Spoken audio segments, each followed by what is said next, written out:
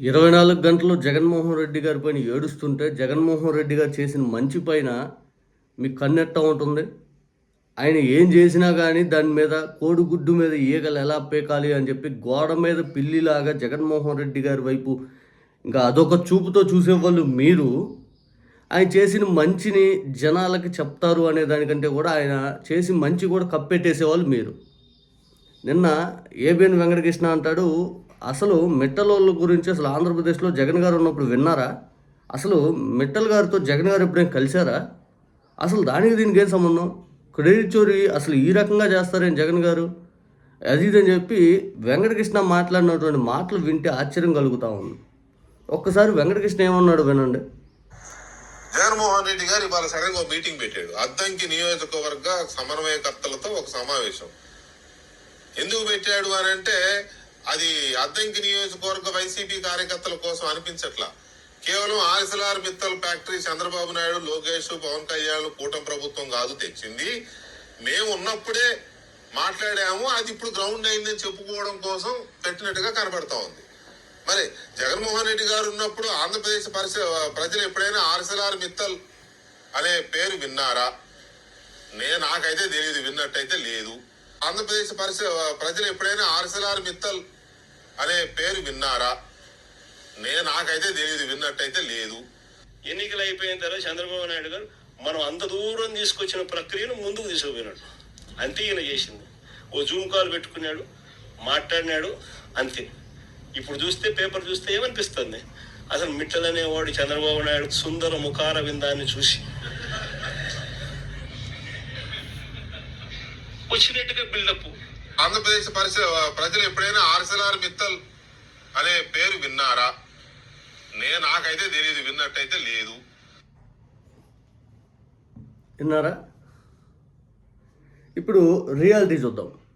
ఆర్ఎస్ఎల్ఆర్ మిత్తల్ వాళ్ళ కంపెనీ అనేది ఇక్కడ పెట్టుబడి పెడుతున్నాము అని చెప్పి జగన్మోహన్ రెడ్డి గారితో ఎంఓయూ చేసుకుంది 2022. స్వయంగా ఏదైతే వాళ్ళ ట్వీట్ ఇది, మేము ఆంధ్రప్రదేశ్కి వస్తున్నాము, ఆంధ్రప్రదేశ్లో ఇన్వెస్ట్ చేస్తున్నాము. వాళ్ళు ఆర్ఎస్ఎల్ఆర్ మిట్టల్ వాళ్ళే ఈ ట్వీట్ పెట్టింది.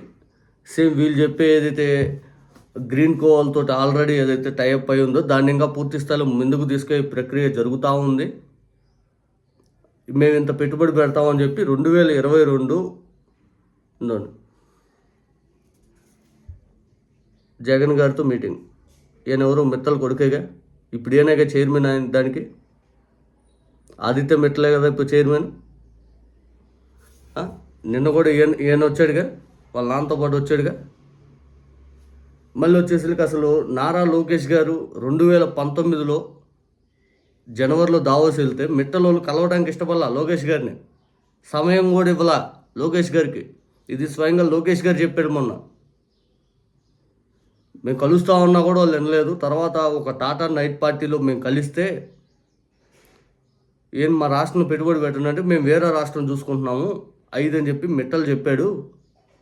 నారా లోకేష్ గారు చెప్పారు. ఆ తర్వాత జగన్ గారిని దావోస్లో కలిస్తే వేరే రాష్ట్రంలో పెట్టాలనుకున్న పెట్టుబడి కూడా ఆంధ్రాకి తీసుకొచ్చారు. అది ఇప్పుడు నీకు పచ్చకామర్లోడికి లోకమంతా పచ్చగానే ఉంటుందని చెప్పి నీ ఆలోచన విధానం, నీ ఎలా జగన్ గారిని ఏ విధంగా ఇంకా దెబ్బ కొట్టాలా, నీ ఆలోచనలన్నీ జగన్ గారు చేసే మంచి పనులు మీకు కనపడవు. ఆ మంచి పనుల్లో కూడా కోడిగుడ్డు మీద ఏకలు బీకే కార్యక్రమం మీకు చెడు ఎలా ఉంటుంది? ఇప్పుడు ఆర్ఎస్ఎల్ఆర్ మిట్టలతో మీటింగ్ అయింది మీకు కనపల.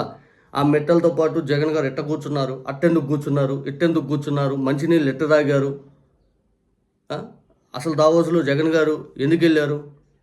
మీరు వెళ్ళకూడదు కదా ఈ టైంలో. ఎందుకు ఇట్లాంటి వాటిలు వస్తాయి. మీకు మంచి చేసే కార్యక్రమంలో కూడా కోడిగుడ్డు మీద ఏకలు బిక్కే కార్యక్రమాలు ఎలా చేద్దాం అనుకుంటారు. నిరంతరం మీ విధానం, మీ బుద్ధి అది కాబట్టి ఆ కనపడింది, ఆ వినపడింది, ఆ చూపించిన మీటింగ్లు ఏవి మీకు కనపల్లా. ఆ మిట్టలతో పాటు దావోస్లో భేటీ అయ్యి ఎంఓయూ చేసుకొని వచ్చి ఆంధ్రాకి ఏదైతే జగన్ గారి హయాంలో 2400 ఎకరాలు మన ఏప్రిల్ మేలోనే అలాట్ చేస్తే దాన్ని పూర్తి స్థాయిలో మేం చేసామని డప్పు కొట్టుకుంటున్నారు మీరు. డప్పు కొట్టుకుంటుంటారు. ఇంక ఉపయోగం ఏముంది మీది? ఇంకేం చేయను. ఏదైనా కానీ పూర్తిగా మీ విధానం ఎట్లా ఉంటుందంటే ఎలా దుష్ప్రచారం, ఇప్పుడు కూడా ఇంకో వీడియో ఏదో తీసుకొస్తారు, ఇదిగో అట్టా ఇది ఇట్టా ఇదని. అర్థమైంది? ఇప్పుడు ఏదో జగన్ గారు ఏదో మాట్లాడారు, ఇంకోటి ఏదో మాట్లాడారు, రెండు అటాచ్ చేసి ఏదో దుష్ప్రచారం చేయాలన్న ఆలోచనతో చేస్తూ ఉన్నారు. అవన్నీ ఆ పప్పులే ఉడకవు. జగన్ గారు తీసుకొచ్చిన దానికి జగన్ గారి క్రెడిట్ అనేది భోగపురం దానికి చేయపోతారు.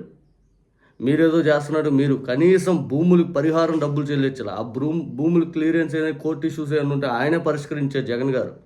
మీరేమీ చేయలే. అన్ని ఎన్నికలకు ఒక నెల ముందు అన్నీ శంకుస్థాపన చేశారు 2019లో. అన్నీ అసలు ఏ క్లియరెన్స్ ఏది లేకుండా మొత్తం జగన్ గారు వచ్చి మొత్తం కష్టపడి మొత్తం దాన్ని పూర్తిగా ముందుకు తీసుకెళ్తే ఈరోజు వచ్చి మొత్తం మాదే మొత్తం మాదే మొత్తం మాదే అని చెప్పి పెద్ద ఎత్తున ప్రచారం. ఏం సాధించేదేముంది? మీరు ఏమీ చేయలేవు. పూర్తిగా మీరు చేసే పనులు 4 రకాలు ఏదైతే మీడియాలు పెట్టేసి సాయంత్రం పూట డిబేట్లకి అని చెప్పి విచ్చలవిడిగా దుష్ప్రచారం చేయాలి అవతల వాళ్ళ మీద అని చెప్పి ఇదే పనిగా పెట్టుకుంటే ఉపయోగం లేదు. ఎన్ని రోజులని జనాలు ఏం ఓపిక పట్టి చూస్తారు మీ విధానాలు?